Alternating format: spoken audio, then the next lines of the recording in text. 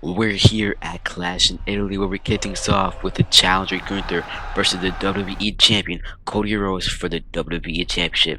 In this match, Cody Rhodes is getting manhandled by Gunther.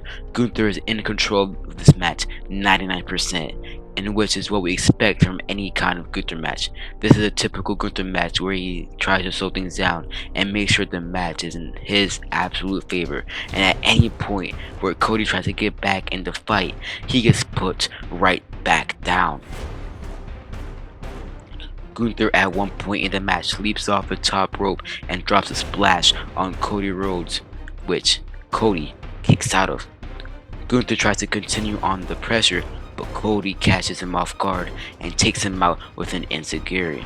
And Cody looks fired up, only to get caught in his tracks and gets taken out by a vicious lariat from the ring general, where Gunther attempts a pin again, where yet again Cody kicks out. Cody though starts getting back up immediately after the kick out, just to get put right back down, which seems to be the theme of this match, but luckily Cody's foot was on the rope, so Gunther lets go off the pin, and unluckily for Cody, he now gets dragged to the middle of the ring and gets locked up in the rear naked chokehold, in which Cody fights out.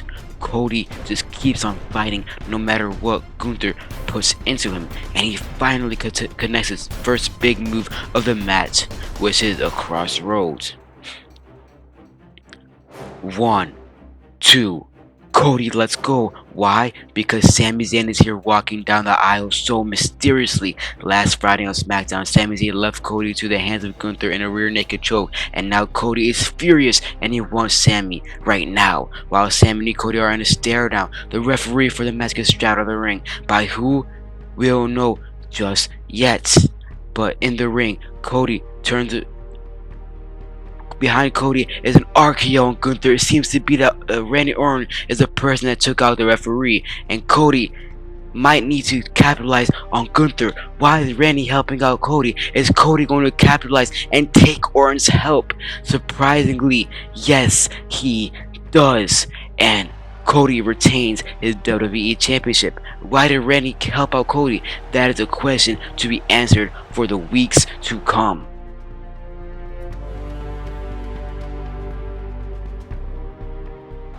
Next up is the challenger Jade Cargill taking on the WWE Women's Champion Rhea Ripley, which this match is for the title, and which, just like Gunther in the first match, Jade tries to get control of the match, but when she goes for a high risk move, she would get paid for it, as Rhea had their knees up and takes Cargill out with a big boot and then drops a frog splash.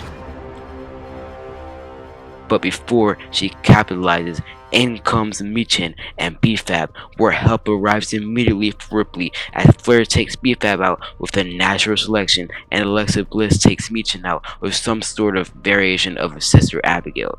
But Cargill meets Bliss with a vicious boot, sending her flying, and then Jade tries to take out Flair, but gets intercepted by Ripley, where Ripley tells Flair that she does not trust her and does not want her help. So Flair backs off. Ripley sends Jade in the ring and then enters, only to get caught off guard, hoisted up from pure Jade Cargill strength, and gets put down with Jaded. 1, 2, no, Ripley is still alive in this fight. So Cargill calls her up for another Jaded, where Ripley reverses with a back elbow and takes her out with the Riptide, and all it took was one Riptide to defeat Cargill, as Ripley retains her championship. But she is not done just yet, as she tries to send a message to Flair. As Cargill's getting up, she takes her out with yet another Riptide, warning Flair about going after Mommy's title.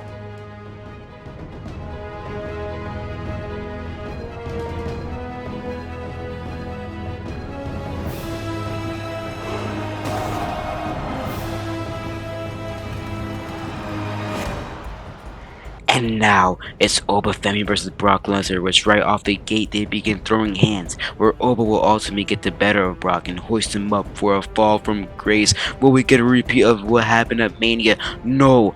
unlike Mania, Brock manages to kick out of the fall from grace, so Alba picks him up for maybe another fall from grace. No, Brock counters it with a big back body drop, and then picks him up and locks him up in a Kimura lock, trying to find new ways of conquering the ruler, but Oba fights out of it.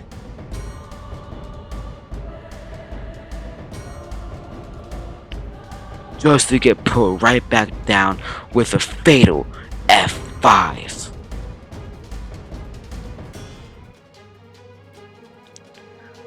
Which Oba kicks out of at 2, so Brock knows he needs to wear down Oba a bit more as he's working on the back of Obafemi, trying to weaken his strength. This is a smart way of getting the weakness out of Femi. He would even go for 2 German suplexes and then get him warmed up for maybe an F5. No, Obafemi elbows to Brock Lesnar and fights out of it. He tries to hoist him up for a fall from grace, but no, his back gives out. That was from all the work Brock put into damaging Oba's back. Brock takes him out with another F5. This time he gets to 1, 2, 3, and now they are 1-1, which means a trilogy could be coming soon. But up next, it is Sol Ruka versus Becky Lynch for the Women's Intercontinental Championship. This match gets exciting very quick, which is what we expect with Sol Ruka in a match, as he takes Lynch out with a suicide dive and a springboard moonsault to the outside of the ring. At one point, they are ringside trading blows, where Sol will ultimately get the better of Becky Lynch and then set her up on the announcer's table, where she would do a picture-perfect moonsault through Becky Lynch, through the announcer's table, with the whole arena on their feet. She sends Lynch back into the ring and takes her out with a springboard maneuver. Sol Ruka might do it. She might become new Women's Intercontinental Champion as she goes ahead off the ropes and lands a picture-perfect Soul Snatcher. 1, 2, no! Somehow, someway, after all Becky's been put through, she kicks out. Sol continues on the offense with an avalanche hurricanrana that Lynch has scouted and slams Sol Ruka back into the middle of the ring. And she would then lock up or disarm her into Sol Ruka, and she might make Sol tap out. This might be the end for Sol Ruka's first pay-per-view of her career. In the singles match, no, Sol Ruka fights out of it just to get put right back down with the manhandle slam. Is that it for Sol Ruka? No, she kicks out at 2. Becky picks her up for a chop that Sol blocks, and she begins to show off some of her moves and maybe another Soul Snatcher? No! Lynch moves out of harm's way, takes Sol out with yet another manhandle slam, and then picks her up to lock her up with another disarm her, which Sol tries and tries to fight out of, but she would ultimately need to tap out, and Becky is still the Women's Intercontinental Champion.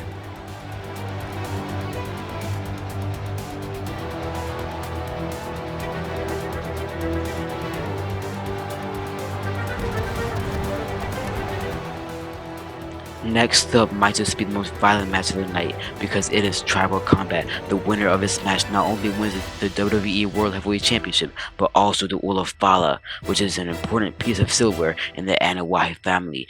Things would in fact get violent because chairs and steps would be used, and when Roman clears off the announcer's table, he gets met with a pile driver. So you just know that things are about to get extremely violent, as Fatu has Roman up on the announcer's table and will jump off the ladder with a frog splash through Roman Reigns through the announcer's table, but it's not enough to put Roman away. It's going to take a lot more to take the title and Ula Fala away from Reigns. Fatu knows that, so he looks to inflict more pain into Reigns as he grabs a garbage can and tosses it into the ring and enters it with a wrench. He gets met by a Superman punch but kicks out immediately before the count of 1 and then takes Reigns out with a Superman punch. He grabs the wrench, he taunts with it. He's a psychopath as he hits Reigns with it right to his dome and cracks Reigns wide open on his face. Fatu realizes that Reigns has been busted open, so he exposes the top turnbuckle and begins to smash Reigns' head into it over and over and over again. Reigns somehow though continues to get back onto his feet, which is a mistake because he goes headfirst into the garbage can and then gets thrown at him by Fatu. Fatu then lands a middle rope splash and then looks as if Reigns is dripping blood on the mat. This is what Fatu loves as he begins to drop multiple mighty moonsaults into Reigns. And remember, this is tribal combat rules, so no one can interfere, not even the Usos. It's looking like it's the end of Roman's title reign and maybe taking off the helm at the tribal chief. No! At the last possible second, Reigns kicks out and Fatu cannot believe it. He goes for a super kick, but Reigns rolls out of harm's way and sends Fatu into the corner. A bloody Reigns takes Fatu out of his Superman punch spear combination. We all thought Reigns was done, but no, this is the WWE champion, this is the tribal chief, this is the head of the table. Of course he's going to keep fighting. Fatu kicks out just barely. He's still alive. He immediately hops up to his feet and takes Reigns out with a super kick. Fatu then goes to grab thumbtacks and places it right in front of Reigns, who just watches him as he pours it down and takes Reigns out with a DDT. He's not done just yet. He could have ended it right there, but he goes to the outside of the ring and grabs a table. What the hell is this man smoking on? He takes Reigns out with yet another super kick, and Reigns is quite literally having a seizure. Fatu sets up the table, picks up Reigns, and gives him an uppercut. Fatu begins telling Reigns to hit him, and Reigns does exactly that, which might be the biggest mistake because now they're in a brawl. Fatu gets the better of him, and because Reigns wanted to keep going, he lights up the table, hoists Reigns up, and drops him with a powerbomb through the flaming table. Reigns, covered in pieces of tables and thumbtacks, takes yet another mighty moonsault, and which is enough to put Reigns down for the 1, 2, 3. This is the most we've seen Reigns get dismantled in a very, very long time. And Fatu does nothing but celebrate about it, as he not only becomes the new World Heavyweight Champion, but is also the new Tribal Chief.